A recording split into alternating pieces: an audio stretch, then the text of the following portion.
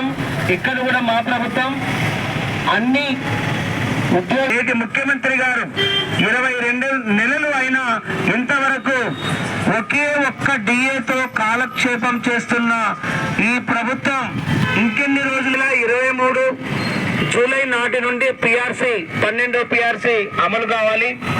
గత ప్రభుత్వంలో కమిటీ వేశారు కానీ ఎలాంటి సిబ్బందిని నియమించలేదు.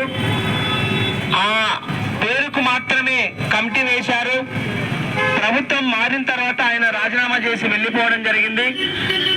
ఈ ప్రభుత్వానికి మనం 6 నెలలు సమయం ఇచ్చాము.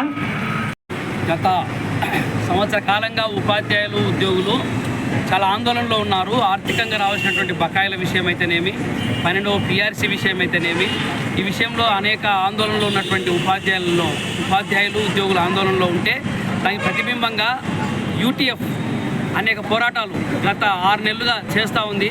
రణబేరు పేరుతో చేసినప్పుడేమో ఓ పోరాటం చేసినప్పుడు ఒక డిఎన్ మాత్రం ఈ ప్రభుత్వం ప్రకటించింది. మళ్ళీ రణబేరి 2.0 పేరుతో మరో పోరాటం చేస్తే అప్పుడు డిఏ బకాయిలు అరకొరగా 1100 కోట్లు మాత్రం ప్రకటించింది. కానీ ఇప్పటికీ మాకు రావాల్సినటువంటి బకాయిలు 30,000 కోట్ల బకాయిలు ఉన్నాయి. 12వ పిఆర్సీ వేయాల్సి ఉంది. దీనికోసం మేము రణబేరి 3.0 పేరుతో 4 దశల పోరాటం చేపట్టాము.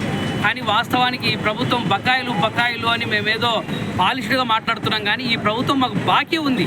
మా బాకీ మాకు ఇవ్వాలని చెప్పి మేము అడుగుతా ఉన్నాం. మా డబ్బులు మాకు ఇవ్వాలి.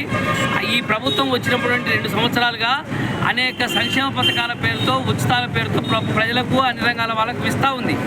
అది వాళ్ళ బాకీలు కాదు, ప్రభుత్వం యొక్క బాధ్యత, వాళ్ళ హామీలు. అది మంచిది, మేము దానికి కాదనం. కానీ మాకు రావాల్సిన బాకీలు కూడా మాకు ఇవ్వాలని చెప్పి మేము అడుగుతున్నాము. ఇది తొందరలో ప్రభుత్వం, మేము బాకీల కోసము పోరాటాలు, దశల వారీగా పోరాట కార్యక్రమాలు మేము ప్రకటించడము, కార్యాచరణ చేయటమే తప్ప ఈ ప్రభుత్వం మాత్రము ఇదిగో మీ బాకీలు ఇలా ఈ రకంగా తీరుస్తానని చెప్పి ఒక రోడ్ మ్యాప్ కూడా ప్రకటించిన పరిస్థితి లేదు. అన్నీ ముఖ్యమంత్రి గారు నాకు వదిలేయండి, నేను చూసుకుంటా అంటున్నాడు. కానీ మేము ఆయన కోసం వదిలేసినప్పుడు ఆయన అన్నింటినీ వదిలేస్తున్నాడు, గాలికి వదిలేస్తున్నాడు. అందుకని వెంటనే ఇప్పుడు కానీ స్పందించకపోతే మేము 4 దశల పోరాటం పిలుపునిచ్చాము రాష్ట్ర కమిటీ యూటీఎఫ్. అందులో భాగంగా మొదటిది ఈరోజు అన్ని తాలూకా కేంద్రాల్లో ఒకరోజు నిరాహార దీక్షలు, నెక్స్ట్ ఏప్రిల్ 1, 2 తేదీల్లో అన్ని జిల్లా కేంద్రాల్లో 2 రోజుల పాటు నిరాహార దీక్షలు చేస్తాము. ఆ తర్వాత ఏప్రిల్ 15 నుంచి 19 వరకు 5 రోజుల పాటు రాష్ట్ర కేంద్రం విజయవాడ నగరంలో రిలే నిరాహార దీక్షలు చేపట్టి అప్పటికీ ప్రభుత్వం స్పందించకపోతే ఏప్రిల్ 28వ తేదీన పెద్ద ఎత్తున చలో సెక్రటరియట్ నిర్వహిస్తామని చెప్పి గవర్నమెంట్కు మేము అల్టిమేటం జారీ చేస్తూ ఉన్నాము.